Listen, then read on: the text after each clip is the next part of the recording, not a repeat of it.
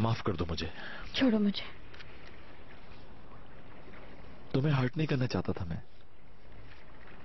हमारी शादी तो हो गई लेकिन तुम में कोई तब्दीली नहीं है। जो कुछ हुआ है वो तुम पहले भी करते आए हो। मैं बहुत शर्मिंदा हूँ।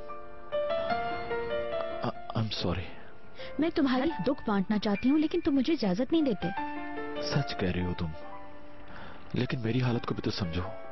मैं बहुत बुरा महसूस कर रहा था। प्लीज पीनू, मेरी जिंदगी में अब सिर्फ तुम हो। तुम तो मेरे साथ ऐसा ना करो। तुम भी याद रखा करो कि मैं तुम्हारी बीवी हूँ। मैं कभी नहीं भूला, और तुम्हारे सिवा अब मेरा है ही कौन। प्लीज ऐसा मत कहो, मुझे ये बात सुनना अच्छा नहीं लग रहा।